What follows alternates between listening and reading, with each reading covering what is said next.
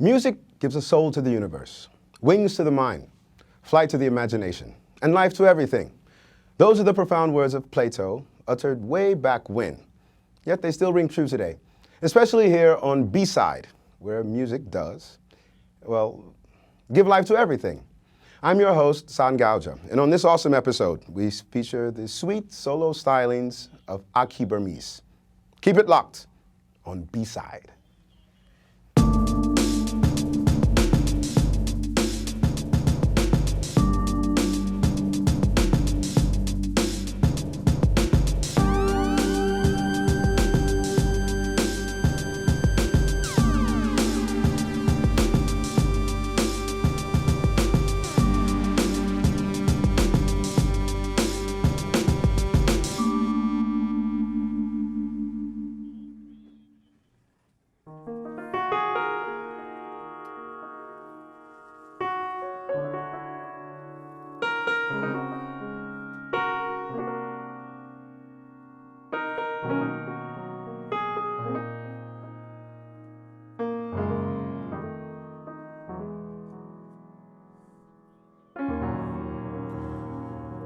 What you believe may not be true,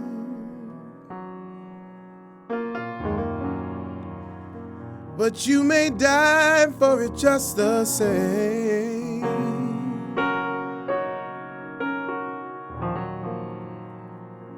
And poison fire may mar your roots,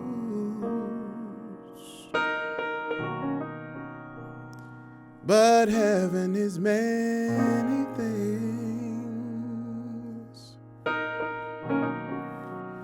and maybe it's love.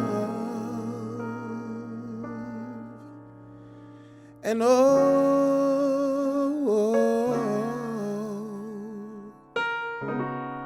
I know we'll get to heaven some way.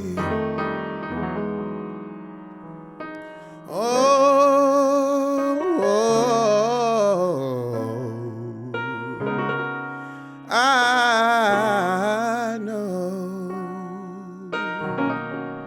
we'll get to heaven some way.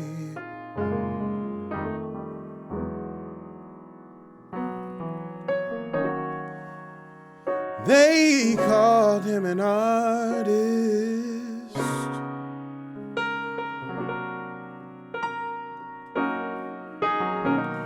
they call him a man,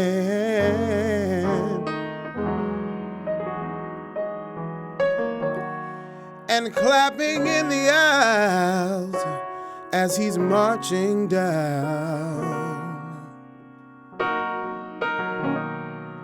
They don't know he's a prisoner,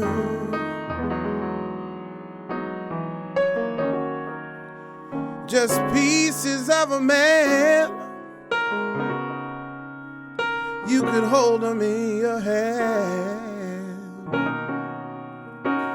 without a soul to grow to.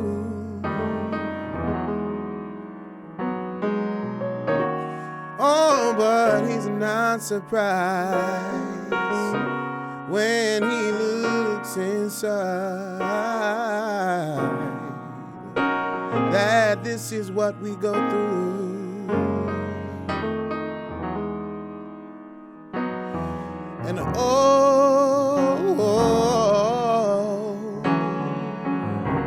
I know we'll get to heaven some way.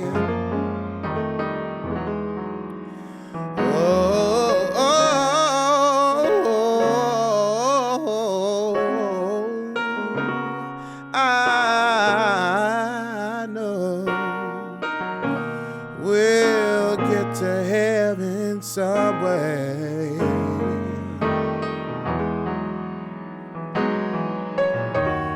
What you believe may not be true. die for it just the same.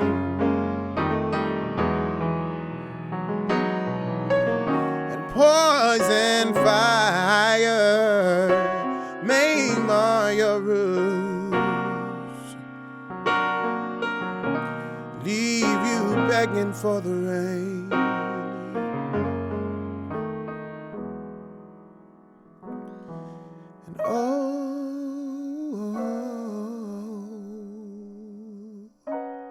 And I know we'll get to heaven some way. And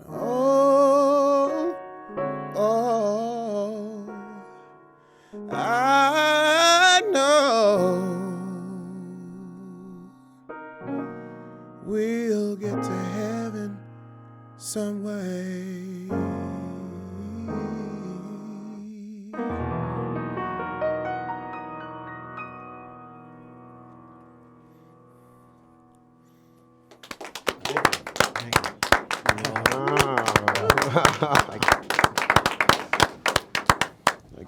Beautiful, Akie. Yes, thank you. Wow.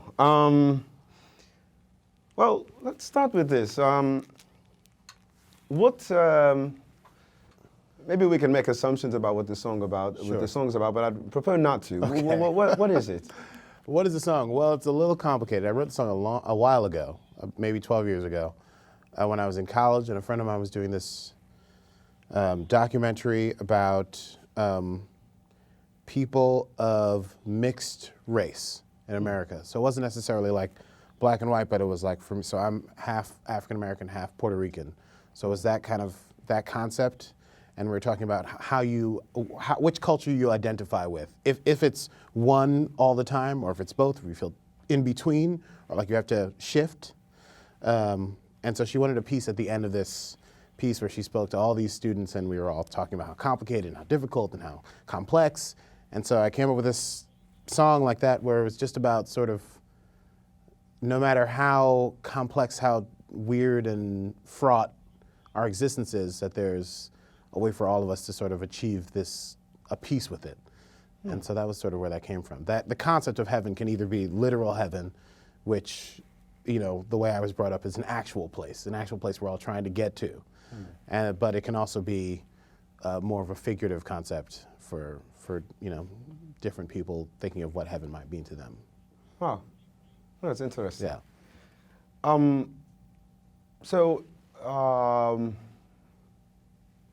Do you have a sort of general approach to how you write songs? I mean, some songwriters, they write about their lives. Yeah. I mean, of course, this one you actually wrote something within the context of something else that was going on. Yeah. So you just took on the energy or the concept that was happening, and you created something. How does it work for you?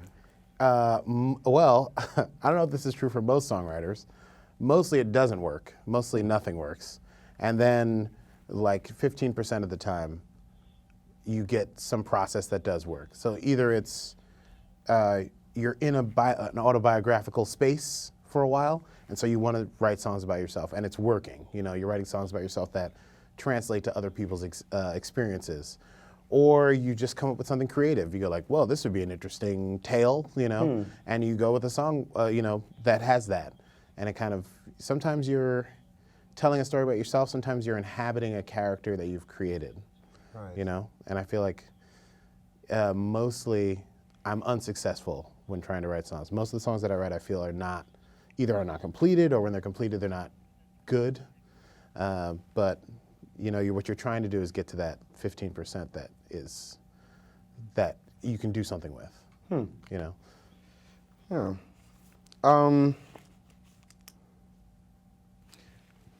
Okay, so and this is something that people who maybe don't know your work yet, but will throughout the course of this evening find when they go to look for you online. From your Facebook page, it seems evident that you do quite a bit of touring. I do a lot of, touring, but also Yeah, local touring and then distant touring, yes. Yeah. Now, in distance, are we talking mostly within the United States, or do you also? Most of the acts that I work with, it's within the United States, within the continental United States. But there are a few acts that I work with, or a few like bands that I work with where we go abroad. One of them is Screaming Headless Torsos, who I started playing with 2 years ago. I've done a lot of stuff in Latin America with them. And in fact, we're going to Mexico in a couple of months again. So with them, it's like global. But for me, I'll go wherever. Huh. Okay, so, well, for now, can Yeah. you take us into another Yes, one of your tunes? I will. I will take us into another one of my tunes. Yeah, good.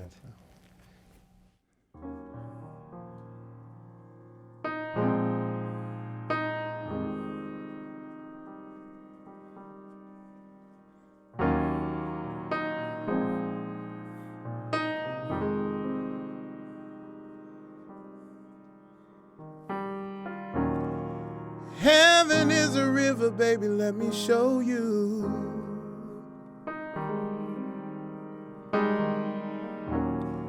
Running from the planets to a sea of stars. 22 and 7 leave the circle open. Overflowing space. Space and time.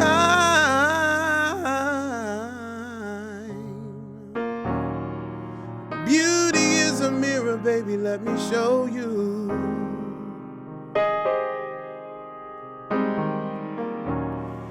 You can only see it from the other side.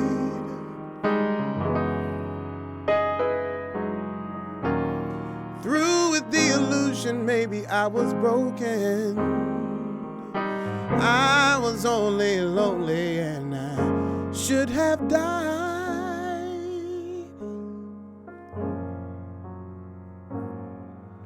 But I held on.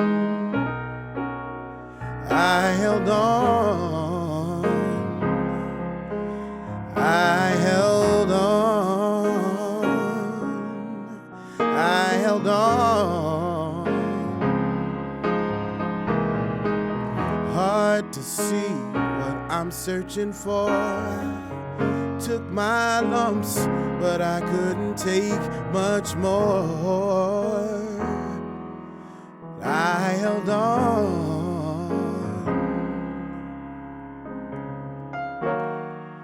Every time I leap, I look for something holy.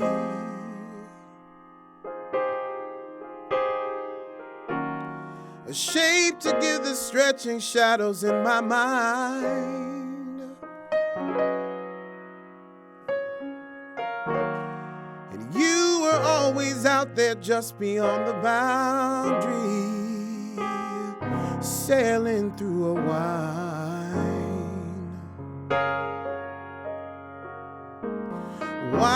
dark sky.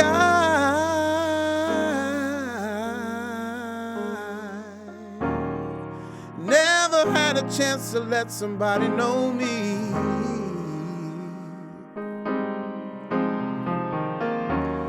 I gave away the music in this heart of mine.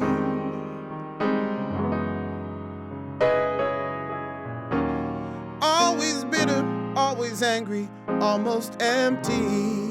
And I should kick the habit, but it's hard sometimes.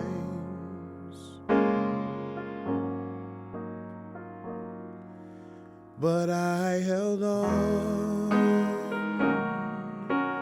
I held on.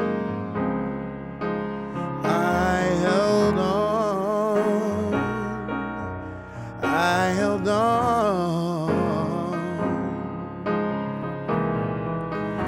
What's the plan, girl? Figure it out. Well, love's the answer. I just keep turning it down. I held on. Something in my mind me down like gravity. All this space and time, don't know where I have to be. Something in my mind, but I held on.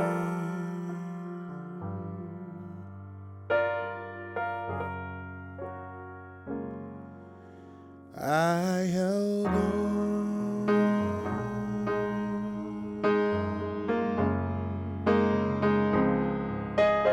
I held on.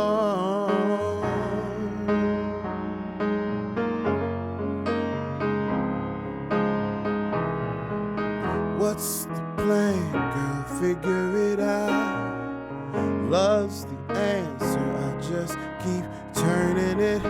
What's the plan, girl? Figure it out. Love's the answer, I just keep turning it. What's the plan, girl? Figure it out. Love's the answer, I just keep turning it down. I held on.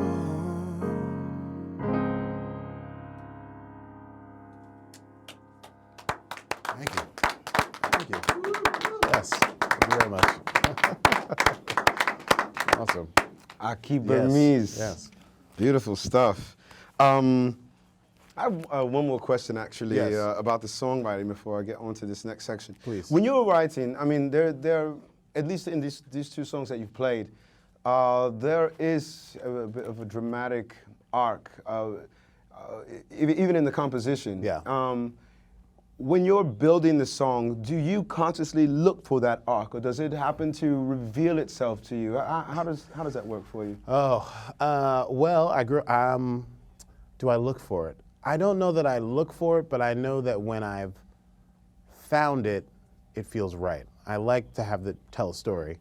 I grew up on a lot of musicals. My mother loved musicals, classic movie musicals, and so there's a lot of West Side Story, and like Mary Poppins. You know, these first popular songs that I knew about for TV were like that, and then on the just listening side, it was all the Stevie Wonder and there's Ray Charles and Jimi Hendrix. And to me, there was this drama to all the songs. They tell a story, they put you in a mood, but they also grow to some epiphany, some ecstatic moment where you go oh, this is what the song's about, or oh, this is what they've been reaching for, and then it falls off again. And so you're you were there for a moment, you were above the clouds, and then you kind of drift back down to normalcy. I always want my song to go there. I want to feel ecstatic.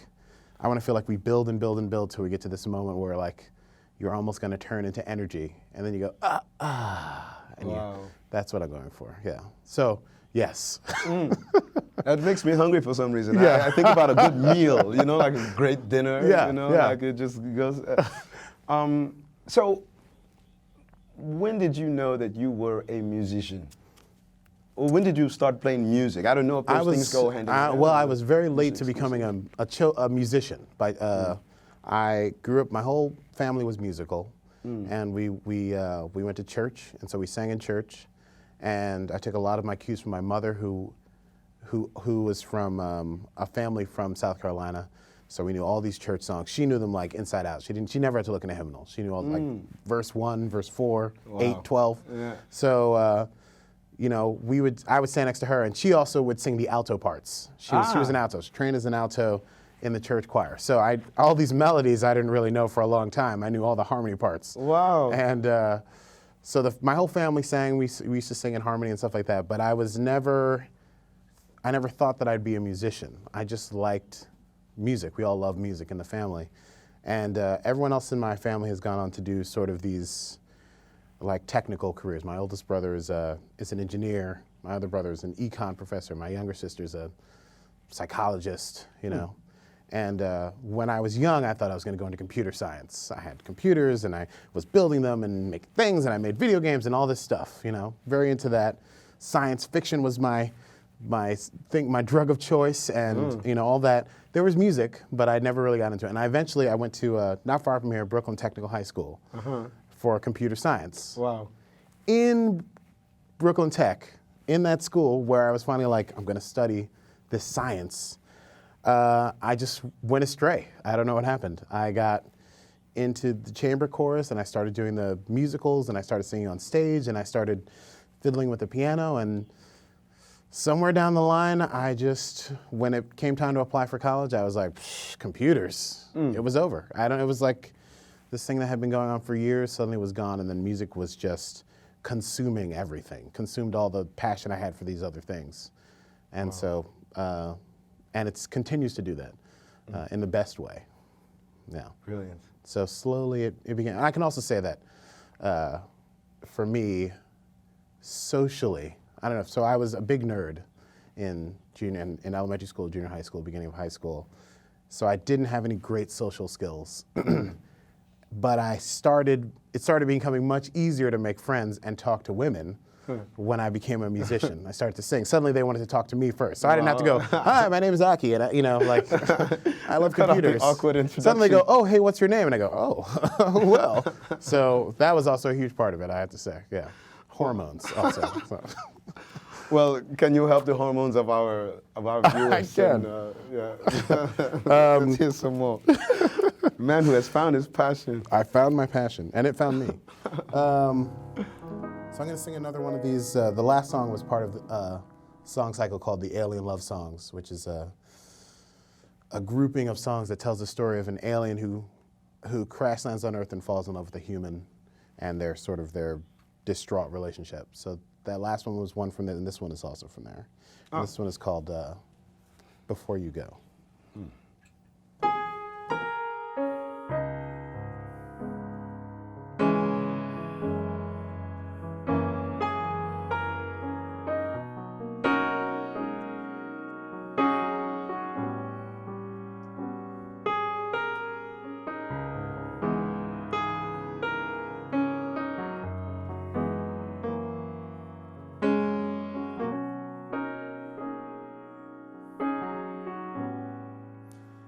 Before you came,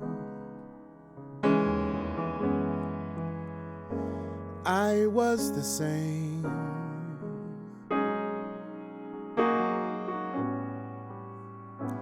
Needless to say,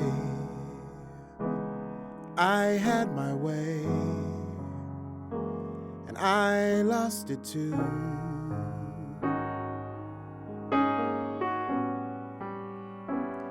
I played the game, and I played it safe. I built my walls, I let them fall the night you came through.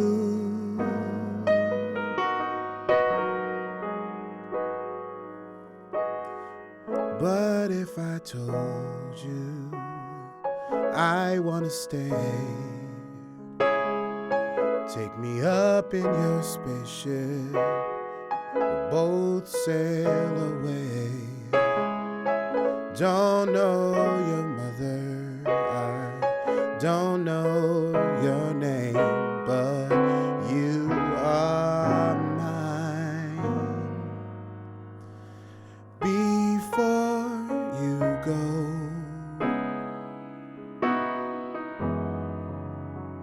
don't explain why.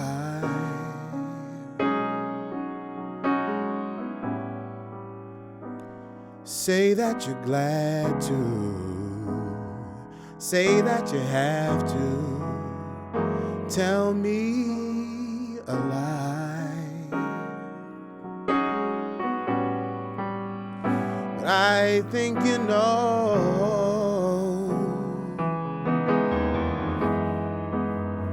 there's no escape. Love me too much, love me enough, don't run away.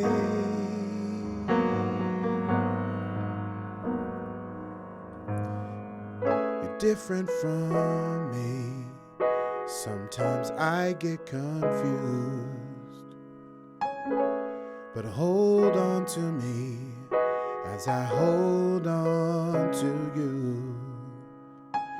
If we hold on to love, then it might see us through. Who knows? Before you go, make up your mind.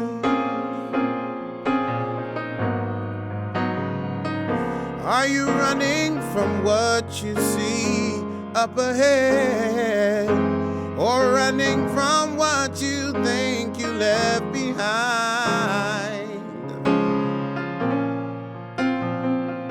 You know better than most the cost of running away.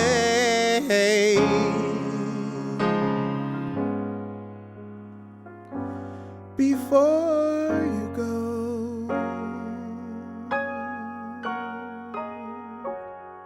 before you go,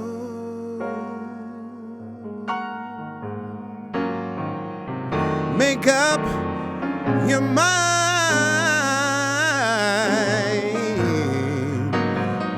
Are you running from what you see up ahead, or running from what you think you left behind? You know better than most the cost of running away.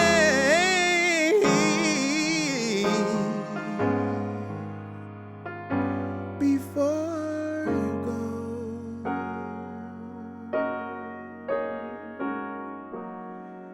before you go,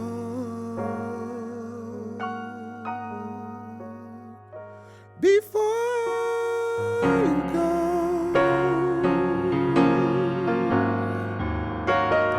before you go,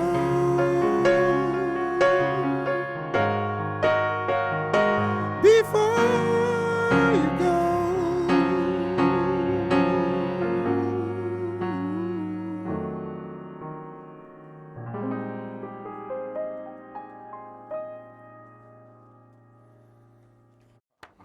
Thank you. Wow. Okay. I like it when the audience makes noise. It's good. Yeah. Wow. Feel free. Okay, so if you're just tuning in with the B-side, my name is Sahr Ngaujah, and we're sitting with Akie Bermiss. And so before you played that last song, Yes. You said that this is a part of a cycle. Sure, cycle or story or I don't know what to call it. Yeah. Right. You also A collection. said a collection. And you also said that, coming from computer engineering and a lover of sci-fi, Yeah. you're now singer-songwriter. And so, tell us a bit about this alien love situation. Yeah. You know what? What can I say about it? So at some point, a few years ago, I was just thinking, I wanted to write love songs, but I wanted them to stretch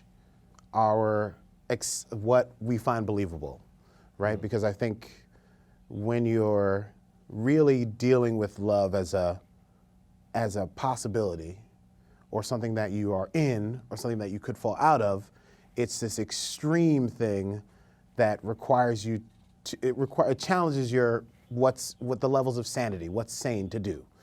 And so I wanted something beyond like, hey girl, what's up, I'm in love with you. And I wanted something a little bit more like epic. And so, because I'm into science fiction, I came up with this, what about an alien? And it's like Romeo and Juliet, it's like West Side Story, but it's an alien and it's a human, and they're singing at each other, and I can write all these songs, and I can sing the word spaceship, and that's what I was thinking. But I can try to make it emotional. So From there, I wrote 2 or 3 songs, and then I started to realize, like, if this was gonna really happen, it would take more than just, couldn't be 2 songs. It had to be 5 songs, and then 5 songs became 10 songs, and 10 songs became 12 songs, and now we're looking at like 15 songs. We're looking at a whole album to tell this one sort of love story tale, you know? And that's sort of where it's ballooned from. Wow. Yeah. How many songs do you see this epic love story turning into? I would love for it to be less than 20. Well, see, because some of them are long, like the one I just did. Some of them are longer, but other ones are much shorter. There are some that are like a minute long, or 30 seconds long, and they're just a little glue that connects 2 longer songs together. A total change of pace, or like a palate cleanser. So 20 wouldn't be, it still wouldn't be like hours and hours. I don't want to write a 6-hour R&B opera. But something like that you have to sit down and digest, something that's, you know, takes a moment. It's not a sitcom, and it's not like an hour-long TV procedural drama. It's, you know, something you sit with, something you have to, you know, the length of a good meal, as you said earlier. Okay, It should take about that long, right? So something like that. Yeah. I know some Brooklyn people who have been in this kind of alien love situation as well, actually. For all of our listeners tuning in now, can we talk a bit about your new album? Yes. Yes, I would love it if we did. Yeah. So I've been working in the scene for a long time. This is my first record as a solo artist under my own name. And it's a very small thing. It's just sort of like a primer. It's 4 tracks and 2 covers, and then 1 song written by a friend that I then covered. And it's really just my first kind of, it's like a, you know, throwing down the gauntlet. It's just saying that I want to do this thing. It's just voice and piano. And so it's a little bit off the mainstream. Right now everyone's like, you got to do EDM music, you got to do this music, you got to do that music, which is all cool. I do that stuff. But I thought for my own music, I want to start by saying this is where we begin. So just piano and voice. And if you can pay attention for as long as that EP, which is what, 15, 20 minutes, then maybe I can start to say, well, here's some alien songs. And you have to stretch your patience a little bit further. And, you know, and then maybe once patience is stretched, I can start to do more interesting, weird things with the music, you know, so I'm just trying to carve a little space for myself.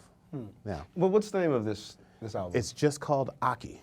Okay, Akie. It's just Akie. There's a huge picture of my face on it, and then my name right underneath it, and it's on, you know, everywhere music is sold. You can get it online, Amazon and iTunes and everything. And there are some hard copy CDs, but you have to find me. They're in my book bag. I just, you know, I'm hawking them like days of old. So let me ask you something. Because within your music, there are clearly influences. Yeah. You mentioned before there's gospel. You know, there's jazz inside of there. There's soul. There's R&B. How do you have a way that you would describe what you do? Or I mean, do you even see a point to try to put it into some sort of a box that people can make sense of? The only reason to do that is so that people who have no familiarity with where I might be coming from musically can have some reference point, right? So I've struggled with that for years because that's the first thing people ask you. So what would you call your sound? You know, do you say it's jazzy? Do you say it's soulful? Do you say it's if there's drums, suddenly it's funk, you know, if it's upright bass, it's gotta be a jazz or folk or something. If it's electric bass, then, you know, you're talking about, it's psychedelic, it's rock. I think all those things are in there, but I don't know that I have a description for what it is. Only that I have strong influences, but from past music, the way I grew up, right? The church and gospel music and spirituals, jazz, instrumental and vocal, poetry, science fiction, my love of technology from when I was a child, but I'm trying to find a way to take that tech love, which was completely aromantic, right? It's just nuts and bolts and computer, ones and zeros, and express that the way I could never have done as a tech, sort of like tech nerd, to find a way to draw romance out of science. I think it's there. I think anyone who's inspired by science, anyone who's worked in it, anyone who's trying to innovate science has that passion. It's just that we don't communicate. We don't say like, and I love math. I love these equations. You're passionate about it. You wake up and you want to do it, but you don't necessarily write songs about it. So I don't know. I don't know where I am. I'm kind of between earth and sea, or sky and earth, but I'm working in the borders, and I like it there. I think it's good to be sort of indescribable. Wow. Yeah. Well, can you take us on another journey? I'm going to take you on another journey. This indescribable. Another indescribable journey. Yeah. Sure. Let me do this. Another alien love song. Awesome.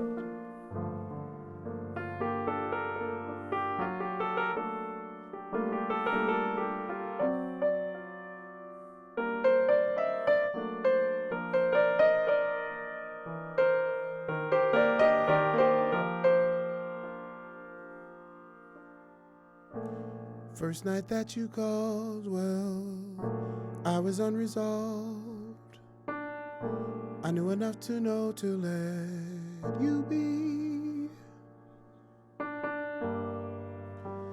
Didn't stand a chance, I couldn't stand against your sweet, unsober songs and melodies. Didn't have a reason, just another season, just another rainy summer day. You put on your charms, well, I became alarmed. I chased you through the heat, into the dark. I knew you when you had no place to go.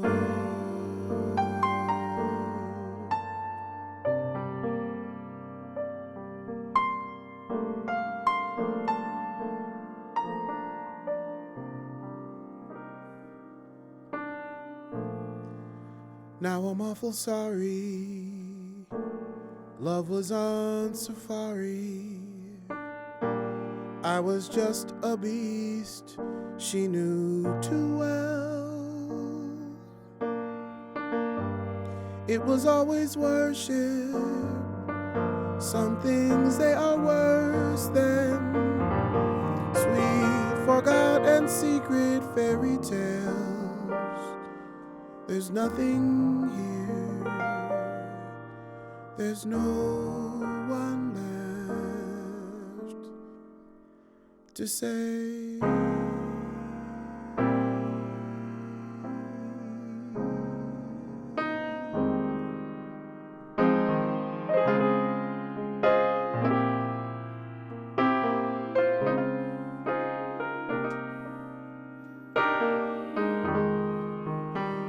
Before you, there was nothing. That's all I know.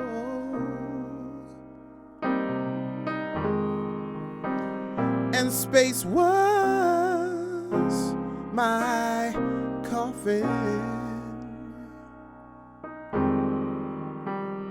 But I was home, thinking of giving up.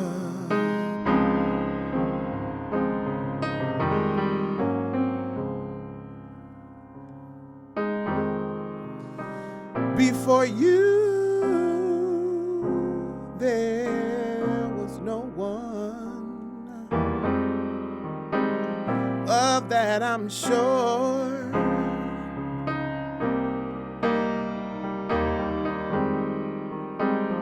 And life was my coffin, my heart an empty boy, thinking of giving up.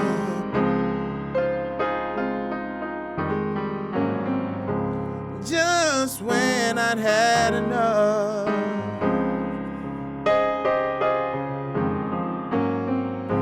Just when I can't go on.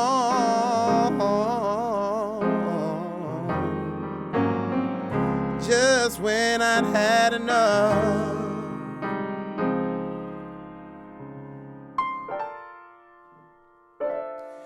In comes you.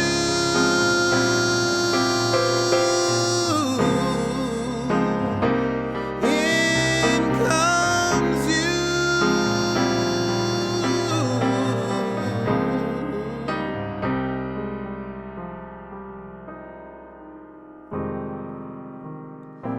Before me lies an option. Gleaming song in all the void.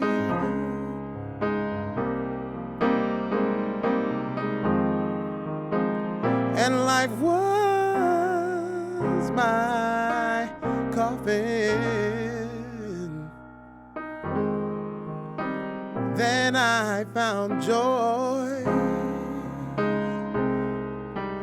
thinking of giving up.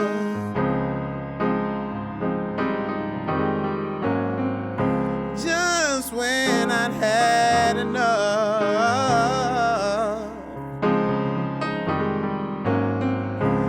Just when I can't go on. Just when I'd had enough.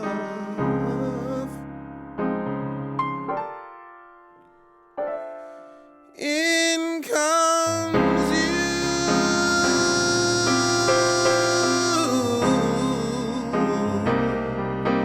In comes you.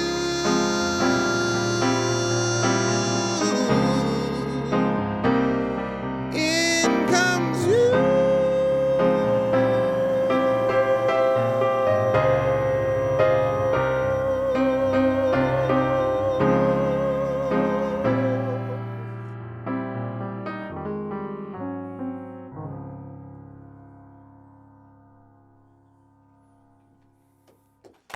Beautiful.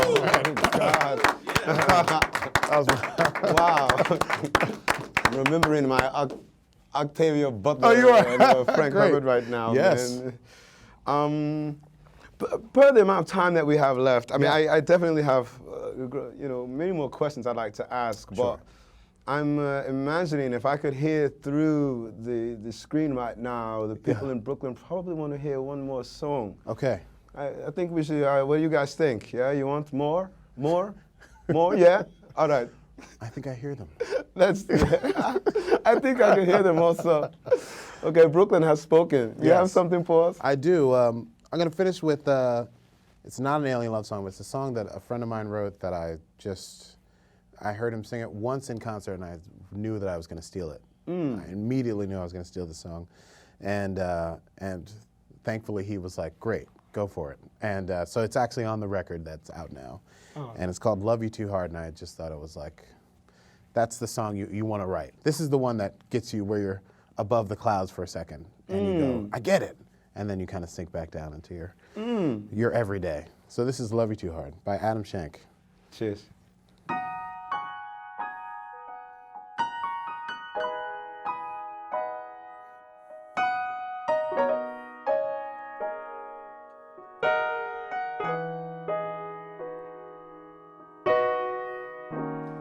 You don't want to talk to me.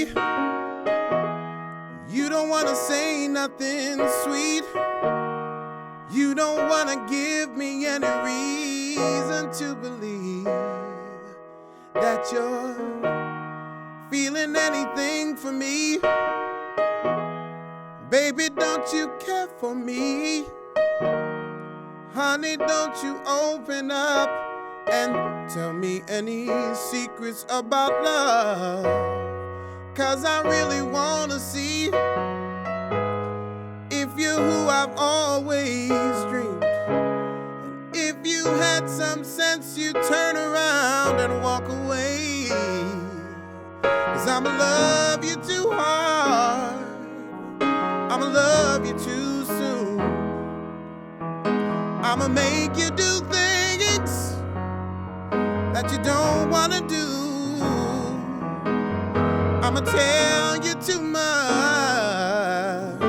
and I'll break all the rules. Someone's heart is gonna be torn apart. I'ma love you too hard.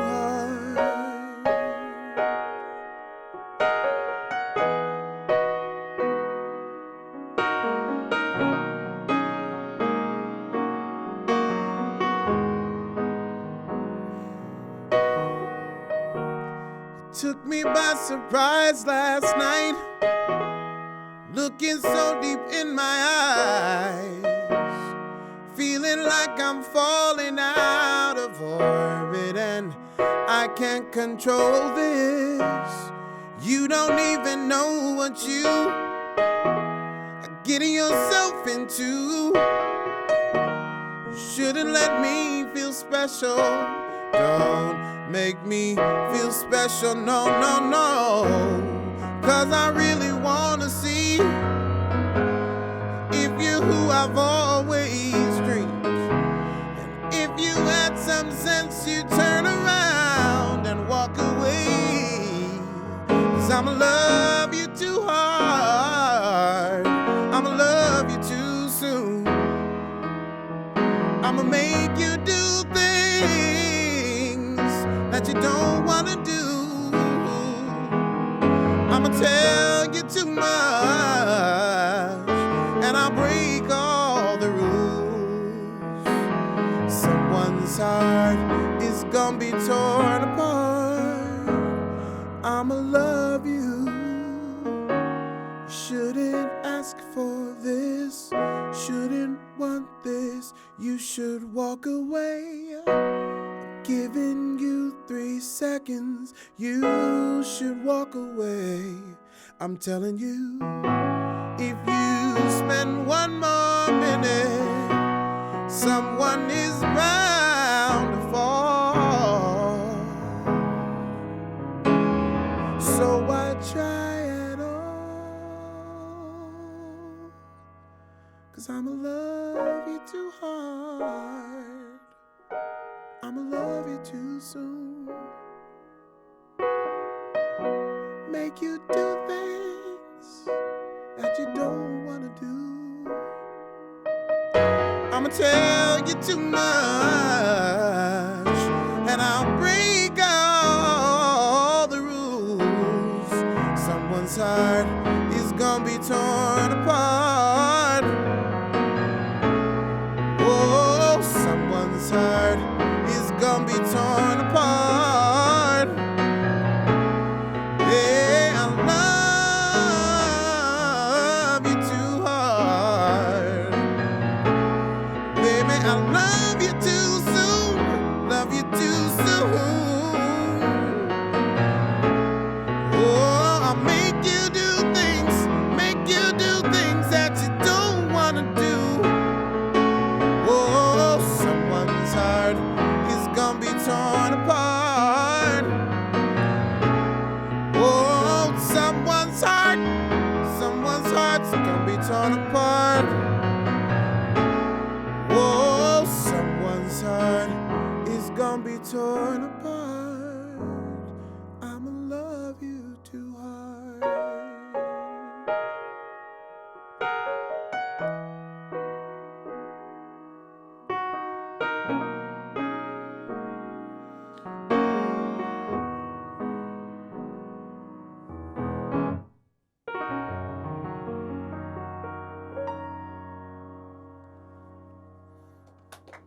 Yeah.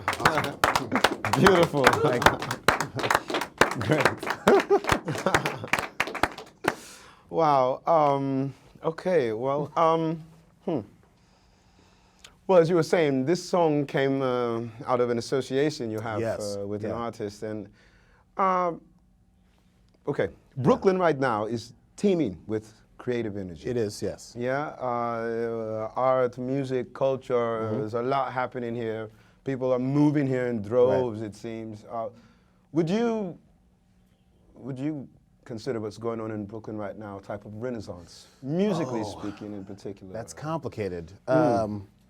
There is, on the one hand, you're right, it's like it's this bursting creative time. There's music everywhere.